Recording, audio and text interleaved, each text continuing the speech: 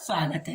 देखिए, श्रीमद् भागवत गीता हिंदू ग्रंथों में बहुत एक बड़ी भागवत की गीता है, पुराण है।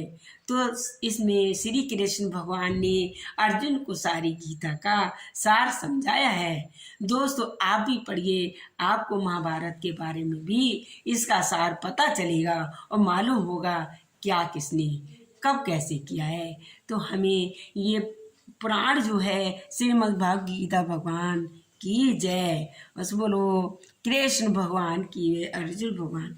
तो ये श्री कृष्ण भगवान हमारे हैं और अर्जुन भगवान को समझाते हैं, तब हम गीता पढ़ते हैं।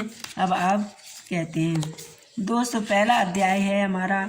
देखिए, हमने ये पैरचून दर पे प्रणाम करी है और आप भी ऐसी छुएं, आप उल्ला उल्ला करके और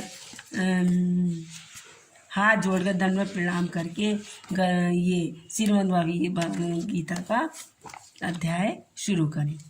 कहते हैं श्री कृष्ण भगवान अर्जुन कहते हैं, वास्तव में श्रीमद् गीता का महात्म वाणी द्वारा वर्णन करने के लिए किसी भी सामर्थ्य नहीं है, क्योंकि यह एक परम रहस्यमय ग्रंथ है।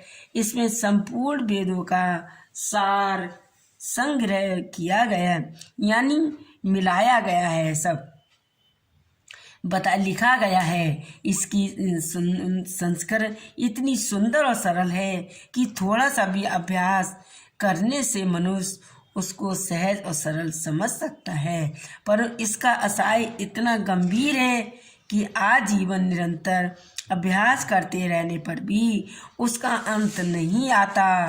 प्रतिदिन नए नए भाव उत्पन्न होते रहते हैं, इसमें यह सदैव नवीन बना रहता है।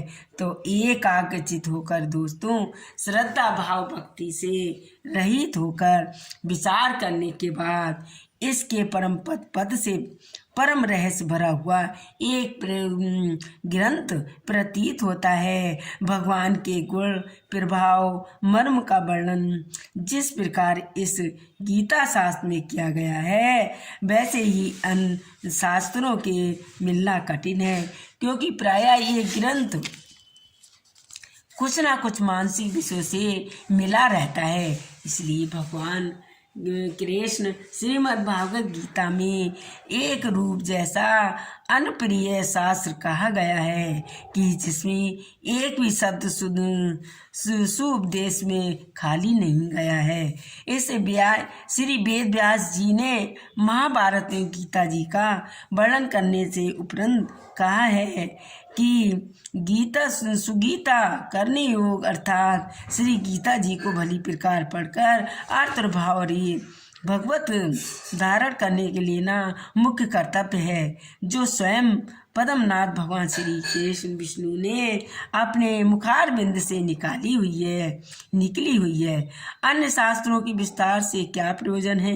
स्वयं श्रीमद् भगवान ने इसके महत्व का वर्णन किया है। इसके 16 और 68 71 तक बताया गया है। इसी श्री गीता शास्त्र में मनुष्य मात्र का अधिकार है, चाहे वो किसी भी वर्ण आश्रम में स्थित हो, चाहे वो भगवान में श्रद्धालु हो, भक्ति युक्त से भरा हो, और जिसमें क्योंकि भगवान ने अपने भक्तों में ही इसका विचार प्रसार करने की आज्ञा दी है। ये एक ऐसा कहा गया है जो स्त्री, वैश्य, शूद्र और पाप युक्त से योनि में मेरे परायण होकर परम गति को प्राप्त होता है। इसलिए कहते हैं, नवी श्लोक का ये 32वां श्लोक है। उसमें अपने अपने स्वाभाविक कर्मों द्वारा मेरी पूजा करके मनुष्य परम सिद्धि को प्राप्त होते हैं।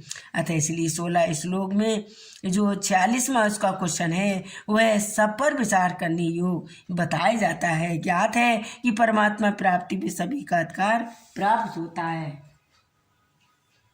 इसलिए तो ये दोस्तों, आपको थोड़ा सा महाभारत पढ़कर सुनाइए। कल आपको थोड़ा थोड़ा पढ़ के सुनाएंगे तो आपको समझ में भी आएगी। इसलिए दोस्तों, हम बोलो श्री कृष्ण भगवान श्रीमद् गीता भगवान की।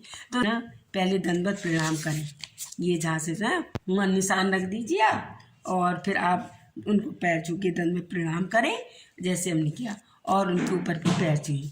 तो देखिए दोस्तों, ये पढ़ने से हमारा सार पता चलता है। श्रीमद् भागवत गीता, एक भागवत गीता इतनी अच्छी बताई है श्री कृष्ण भगवान ने।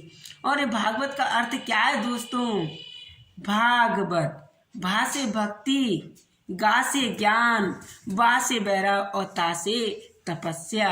तो दोस्तों इसका यही अर्थ है कि भा से भक्ति से भरी है, ज्ञान से भरी है, वैराग से भरी हुई है और तपस्या से है। तो इन चारों को मिलाकर दोस्तों ये भागवत गीता बनी है। इसका अर्थ हम समझेंगे तभी दोस्तों हमको समझ में आएगा। इसलिए दोस्तों आपको थोड़ी थोड़ी गीता पढ़कर सुनाते हैं, इसका अर्थ भी बताते हैं। इसलिए दोस्तों आपको ये थोड़े सी भी अगर भगवत गीता का अर्थ समझ में आया हो तो हमें लिखकर भेजें, और अगर अच्छी लगी हो तो सही तो भी भेजें, और नहीं अच्छी लगी हो तो भी लिखकर भेजें। दोस्तों हमारे चैनल को सब्सक्राइब करें, पहली बार आए तो लाइक करें और बटन दबाकर क्लिक करें।